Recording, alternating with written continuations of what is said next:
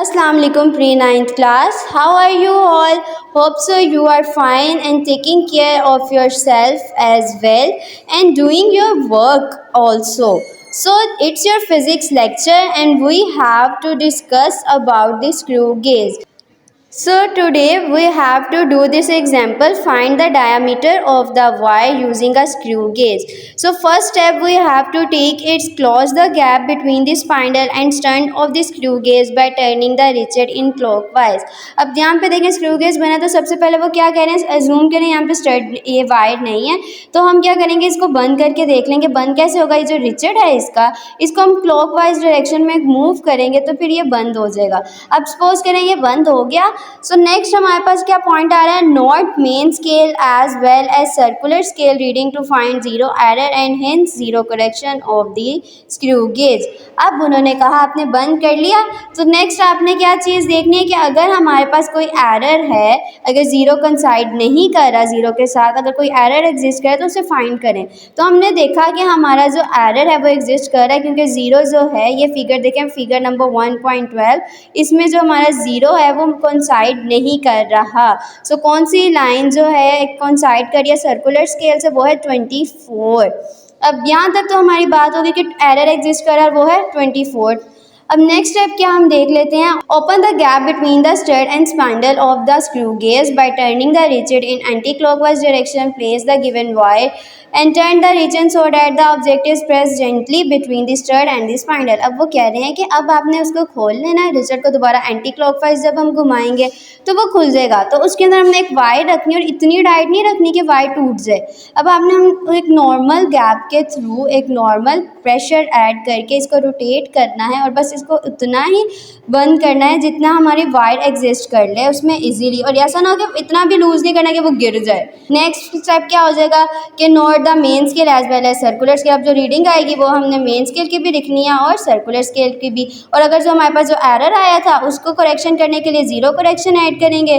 Repeat step 3, 4 and 5 at different places of the wire to obtain its average diameter. अब उन्होंने कहा बार बार आपने at least 3 time हम ज़रूर करते हैं अपनी वायर का अगर डायमीटर लेना हो, तो उसने कहा 3, 4, 5 स्टेप को आप एटलीस्ट 2 या 3 दफ़ा डिफरेंट प्लेसेस में वायर को जो है हैंडल करें, उसके अंदर एडजस्ट करें और उसकी रीडिंग लें और देखें कि क्या हमारी रीडिंग ठीक आ रही है कि नहीं आ रही। सो अब हम अपनी कैलकुलेशन की तरफ आ जाते हैं। सबसे पहले आएगी हेडिंग ज़ीरो करेक्शन की। अब ज़ीरो करेक्शन में कैसे आया हमने, क्योंकि हमने कहा कि एरर एग्जिस्ट कर रहा है तो उसकी करेक्शन भी एग्जिस्ट करेगी। तो सबसे पहले मेन स्केल की रीडिंग कौन सी है हमारी, कौन सी आ रही है, zero. So we write down 0 millimetre.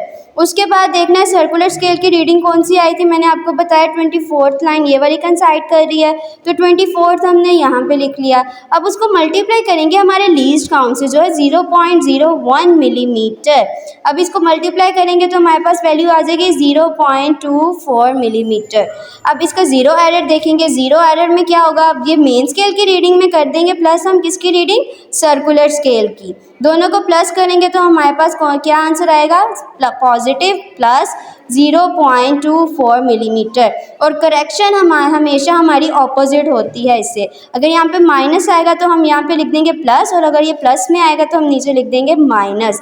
अब हमने फाइंड करना डायामीटर। तो डायामीटर कैसे फाइंड करेंगे, सबसे पहले जब हमने वायर रखी तो ज़ीरो से मूव हो गया, ठीक है, ज़ीरो से आगे रीडिंग चलेगी और कौन सी रीडिंग पे आएगी, वो 1। उसने कहा अब ज़ीरो से अगर आगे चली गई तो कौन सी रीडिंग आएगी, 1 मिलीमीटर। उसके बाद 1 मिलीमीटर के बाद हमने क्या करना है, नंबर ऑफ डिवीजन। अब उसने कहा अब नंबर ऑफ डिवीजन देखें सर्कुलर स्केल पे कि कितनी आई है। तो अगेन हम अपने फिगर पे जाएंगे और चेक करेंगे कि कौन सी लाइन कंसाइड कर रही है। मेन स्केल की लाइन हमारी कंसाइड कर रही है 85 के साथ। ये देखिए आपकी मेन स्केल की जो लाइन है वो 85 वाली लाइन के साथ कंसाइड कर रही है। सो इसको हम अगेन मल्टीप्लाई कर देंगे 85 को, सर्कुलर स्केल की रीडिंग आ गई। अब इसको लीस्ट काउंट से मल्टीप्लाई कर देंगे, लीस्ट काउंट से मल्टीप्लाई किया तो हमारे पास 0.85 मिलीमीटर आ गई वैल्यू। अब डायामीटर कैसे फाइंड करेंगे, सब दोनों की जो रीडिंग है हमारे पास मेन स्केल की और सर्कुलर स्केल की, अब इन दोनों को प्लस कर लेंगे। ये मेन स्केल की रीडिंग 1 थी और सर्कुलर स्केल की हमारे पास आई 0.85, दोनों को प्लस किया तो आगे 1.85 मिलीमीटर। अब इसके अंदर से हमने अब ज़ीरो करेक्शन निकालनी है, और वो क्या थी ज़ीरो करेक्शन हमारे पास, -0.24 मिलीमीटर। इसको निकाल लेंगे, इसमें से माइनस करेंगे तो हमारे पास वैल्यू आ जाएगी 1.61 मिलीमीटर। ये हमारा डायामीटर है एक वायर का।